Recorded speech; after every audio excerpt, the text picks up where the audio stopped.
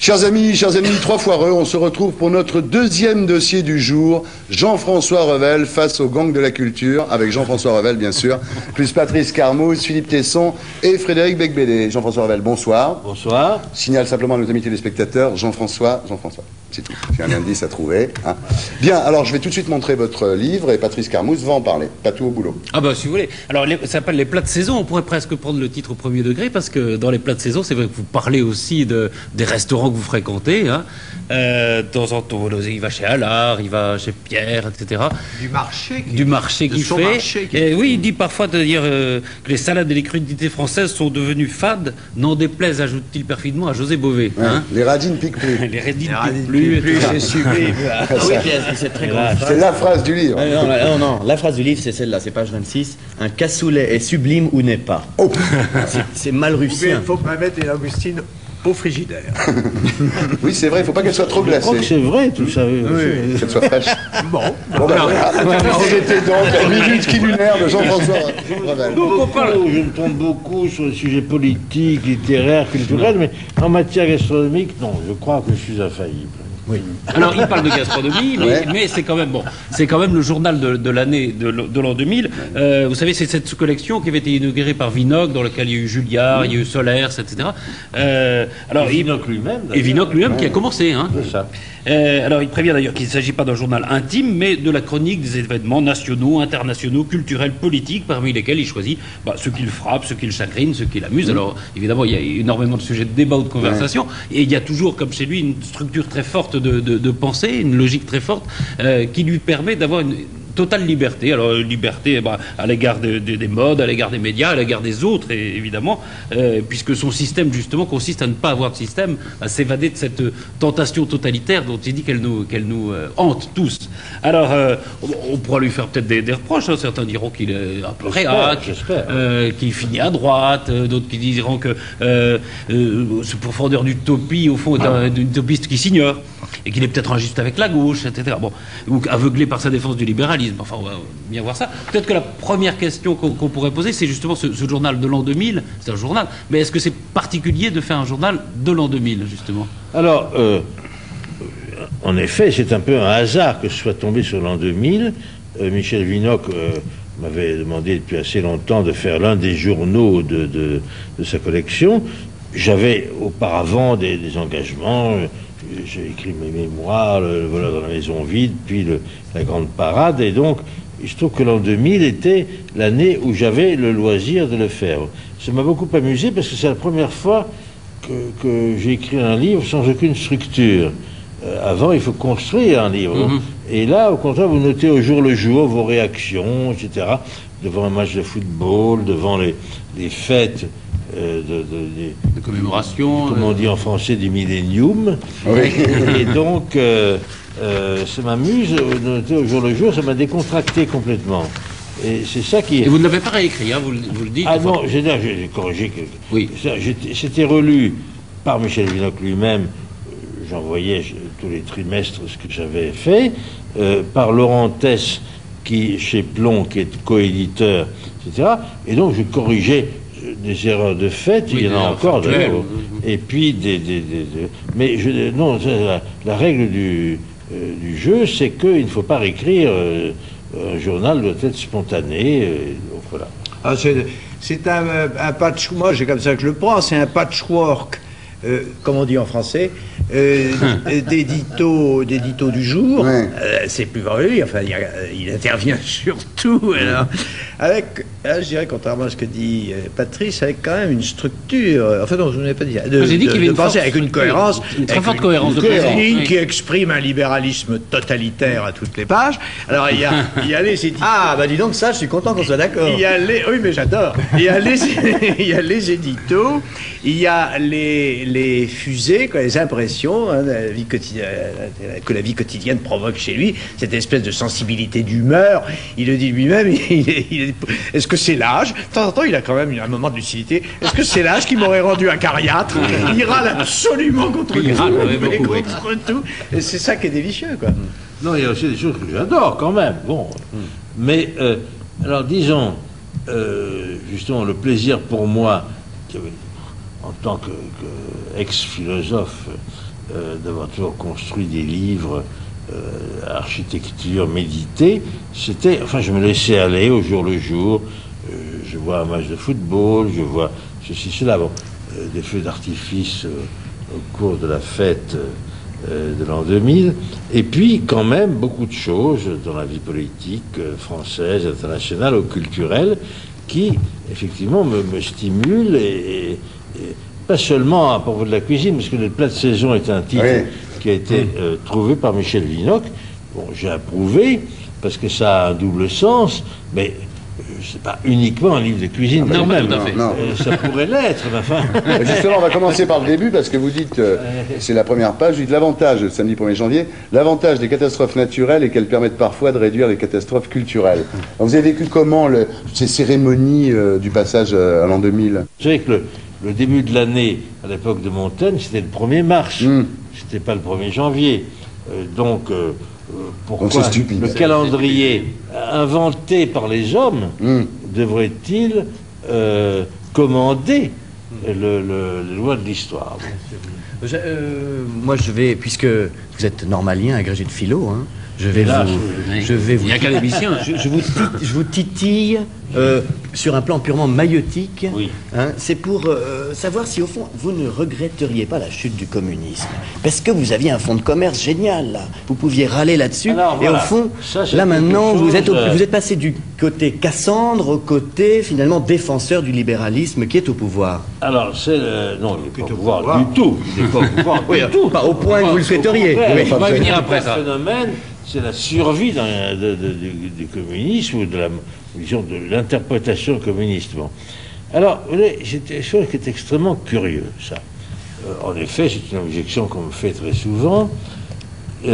En vertu de quel phénomène les gens qui ont passé leur vie à combattre le communisme seraient-ils consternés de son effondrement, alors qu'au contraire, ceux qui l'ont toujours défendu seraient ravis? Non, moi, personnellement, vous savez, j'étais de gauche dans les années 50-60, puis je me suis aperçu à la fin des années 60, et quand j'ai écrit Ni Marx ni Jésus en 70, que bon, le socialisme avait fait faillite partout, dans les pays du socialisme réel, dans le monde en voie de développement, et aussi dans les pays développés où on avait essayé de l'appliquer. Bien. Donc, j'ai essayé de le démontrer, j'ai écrit la tentation totalitaire, et finalement, il semble que les événements m'aient donné, pas seulement à moi, il y a d'autres très grands esprits et mes maîtres qui l'ont dit, nous ont donné raison. Pourquoi serais-je navré? Ah non, non, c'est pas ça que je dis. Non, pas les fonds de commerce, mais pas du tout. Non, c'est qu'aujourd'hui, vous avez l'air d'être plutôt dans un camp de défenseurs, au lieu qu'autrefois vous étiez attaquant. Je suis dans un camp d'affirmeurs, pas du tout de défenseurs. Par exemple, dans la Grande Parade, vous disiez, l'idée communiste, elle est encore, bizarrement, disons, après la chute du mur, très présente. Or, quand on voit, par exemple, l'effondrement du Parti communiste en France au municipal, est-ce que vous n'avez pas exagéré, au fond, cette continuité de la présence du communisme? Non. Si vous voulez, ce qui m'intéresse, moi, c'est le fonctionnement de l'esprit humain. Bon. Pourquoi, par exemple, quand j'écris la tentation totalitaire, pourquoi est-ce que des gens qui vivent dans des sociétés démocratiques veulent-ils absolument se soumettre à des dictatures? Souhaitent-ils l'arrivée d'un régime dictatorial? Bon. Alors, certains, on comprend pourquoi, c'est parce qu'ils veulent exercer la dictature. Mais ce qui est plus mystérieux, c'est que d'autres veulent la subir. Bon. C'est les grenouilles qui demandent un roi. C'est reposant.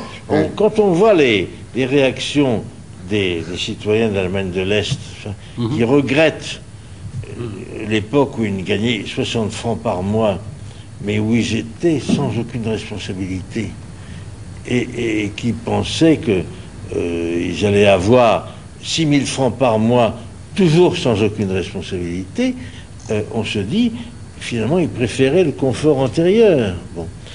Et là, la grande question, alors pour la Grande Parade, ce qui m'a intéressé, parce qu'en fait, ce qui m'intéresse, moi, c'est pas du tout tel ou tel problème politique concret, c'est comment fonctionne l'esprit humain. Alors, le communisme s'effondre en tant que réalité politique. Il n'y a plus de choix. On ne peut plus dire, maintenant, on va essayer d'implanter en France une société soviétique. Bon, puisqu'il n'y en a plus. Et néanmoins, des gens continuent à défendre ce modèle. Quand est sorti, quand est sorti le livre... Pas grand monde. Ah non, détrompez-vous. Quand est sorti le livre blanc du communisme, quelle ruée où Monde, puisqu'on parlait, vous parlez de Monde, le journal Le Monde a cherché à déconsidérer complètement les auteurs en disant falsification, ils aident le Front National, etc. Enfin, mais pourquoi? Ils sont fous, quoi. Mais qu'est-ce que ça veut dire? Mais d'accord, mais ça c'est le passé, c'est le passé. Moi je parle maintenant d'aujourd'hui, le monde actuel, qui est un monde donc dominé par des marques multinationales. Il y a beaucoup de gens qui s'interrogent, qui s'inquiètent même sur la destruction de l'environnement, sur la pollution physique et mentale, alors, très bien, etc. l'environnement. Et puis il y a Danone, et puis il y a qu'on aille chercher les cimetières nucléaires ex-soviétiques. Voyez, c'est vous qui ramenez toujours l'Union soviétique. La mer d'Aral. Pas du tout. Ce que je veux dire, c'est qu'actuellement, les deux pays les plus pollués du monde sont la Chine et l'Inde. Bon. Et on attaque toujours les pays développés. C'est pas vrai. Vous savez très bien que les automobiles, par exemple, ont fait des progrès considérables dans la non-pollution dans nos pays à nous. Bon. Ouais, donc vous trouvez que tout va bien, quoi. Non, non, j'ai jamais dit ça. Non, j'ai jamais dit ça. Justement, je passe mon temps à dire, le libéralisme n'est pas l'inverse du socialisme. Le socialisme était une doctrine qui disait, nous avons une solution parfaite. Si vous appliquez notre recette, tout sera parfait. Et donc, quand il s'adresse aux libéraux, vous avez la solution parfaite en sens contraire. Non, nous, libéraux, on n'a pas de solution parfaite. On dit simplement que le socialisme a fait faillite partout, bon, y compris dans la pollution. Regardez le lac Baïkal, etc. Et la mer d'Aral. Tout à fait exact. Et l'Allemagne de l'Est polluait plus en un jour que l'Allemagne de l'Ouest en un an. Bon. Et Tchernobyl. Et Tchernobyl et compagnie, bon. Et donc, mais pas du tout, le libéralisme n'est pas du tout. C'est un truc empirique. Quand Adam Smith a écrit La richesse des nations, il a dit comment se fait-il que certaines nations soient plus riches que d'autres? Comment s'y sont-elles prises? Il n'a pas de recette absolue. C'est ça qui est très important, il faut bien comprendre. C'est pas le libéralisme n'est pas le socialisme à l'envers. Le socialisme est une doctrine qui voulait s'appliquer autoritairement. Et puis, si vous n'êtes pas d'accord, on vous envoie au goulag, etc. C'est pas toujours la même chose. Non, mais disons qu'en lisant les plats de saison, on a quand même le sentiment que vous avez un prisme de réflexion qui vous amène souvent à voir d'un côté favorable. Je pense par exemple aux OGM. José Bové milite contre les pourquoi OGM. Résister à la recherche Mais scientifique? pourquoi faire confiance a priori à la Mais science? j'ai pas fait confiance a priori. J'ai dit on a le droit d'expérimenter. Oui, c'est vrai. Ça n'a mais rien à voir. Il est très possible que dans 10-20 ans, on s'aperçoive, comme pour Mais la c'est vache très folle, possible. À que ce moment-là, c'est très on en mauvais. tiendra compte. Bon, mais c'est pas Lysenko, les OGM. Moi, je trouve ça aussi. non, mais. Lysenko, c'était autre chose. Bon, vous comprenez. Il se trouve que depuis le néolithique, on n'a pas cessé de créer des espèces nouvelles. Si on n'avait pas croisé les blés, vous n'auriez pas de pain chez votre boulanger, car le blé néolithique n'était pas panifiable. Enfin, Ce qui est ralent, c'est que plus un pays est pauvre, plus les radis de ce pays piquent. Non, ça- je ne suis pas sûr. Hein. Ah ce qu'on peut dire sur les OGM, en tous les cas, c'est que ce qu'on peut dire sur les OGM, c'est qu'il faut les racheter chaque année chez Monsanto. C'est ça le problème, quoi. C'est ça, oui. Il y a aussi ça, oui, la privatisation du monde. Qu'est-ce que vous en pensez de ça, que quand même, il y a là un numéro de Technica qui est très intéressant sur intitulé Marque Attaque, où on voit comment Nike, par exemple, délocalise pour investir en pub tout leur argent. Ils délocalisent en Asie du Sud-Est la fabrication de leurs produits. Ça, c'est un produit du capitalisme. C'est le capitalisme le plus sauvage qui consiste à, pour augmenter, maximiser ses profits, envoyer Alors, vous êtes pour ça à le l'étranger. développement des pays pauvres ou pas? Oui. Alors pourquoi voulez-vous qu'on délocalise pas chez eux? Bah, je sais pas, parce que là, ça crée des licenciements chez C'est nous. prodigieux, ça. Eh, t'as trouvé un dur, là. Ouais, il est dur. Là, t'as trouvé un bon, là. Fantastique. enfin, ils ont la possibilité de gagner leur vie par eux-mêmes et non pas uniquement grâce à des subventions du FMI. Enfin, et vous êtes contre? Vous avez inspecté ces usines, comment les gens travaillent, les enfants qui travaillent? C'est autre chose. Mais là, là où c'est le pire, c'est en Chine, pas à Singapour ou en Thaïlande. Aussi, aux Philippines. Aux Philippines, beaucoup moins dur qu'en Chine. Bon, aux Philippines, ils travaillent comme on travaillait en France Au 19e. en 1925. Non. Et Non, mais est-ce que vous pourriez de temps en temps dire vous pourriez me dire que j'ai raison de temps en temps? Non. Parce que moi, je vous dis tout le temps que vous avez raison. non, pas du tout. Vous avez raison. Ah, ça pose des problèmes, Voilà. etc. Mais je crois que c'est là qu'est la source du développement. Et qu'au contraire, là où vous avez des survivances du système socialiste, c'est-à-dire en Corée du Nord, en Cuba, où le revenu moyen est de 60 francs par mois, et en Chine, où vous avez 5 millions de bagnards dans les camps. Bon, et toutes les trottinettes, c'est que nous toujours avons offertes à nos enfants, à nos petits-enfants à Noël, étaient fabriquées par des bagnards chinois. Et bien voilà, on est obligé d'en rester là. Je voudrais juste vous offrir ce livre. Ben Vous oui, l'avez, bien vous sûr. Révélation de Denis Robert, où il va vous révéler quelques petites choses sur les chambres de compensation au Luxembourg qui permettent aux Blanchiment bénéfices- d'argent à l'échelon international. Alors, ça, justement, il faut le faire. Ce qu'il y a, si vous voulez, en France, c'est qu'il n'y a pas suffisamment d'État. Bon. L'État est un instrument C'est nouveau, là. de Ça, c'est nouveau, ça. cambriolage. Ah, vous êtes étatiste? Non, attends. Mais Attends. oui, je suis étatiste, oui. terminé. Je suis étatiste. Mais bien plus sûr. rien. Attends. On est le 1er avril ou quoi? Attends. Mais non, je suis étatiste, mais l'État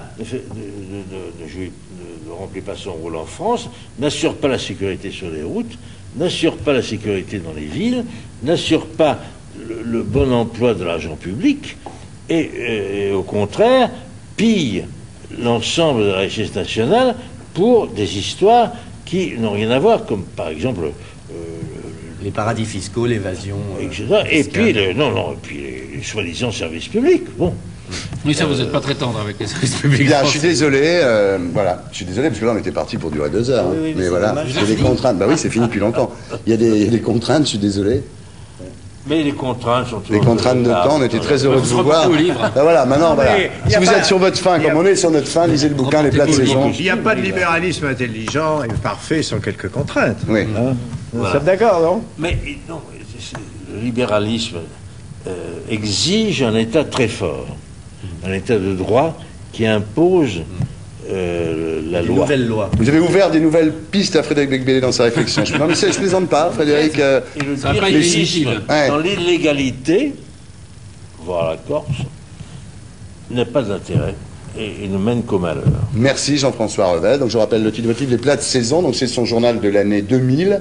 C'est publié, c'est une coédition Plomb Le Seuil. Donc c'est la collection de Vinoc, hein, et non pas Winoc comme disent certains. C'est idiot Dans de le dire ça. Nord, on dit oui, non. Bah oui, on dit Wa5, bien sûr, on dit Wagon. Alors, Tesson. RDRG spécial fête de Pâques, c'est fini. Quel était le point commun entre tous les invités de cette émission? En réponse demain. Chers amis, chers ennemis, au revoir donc.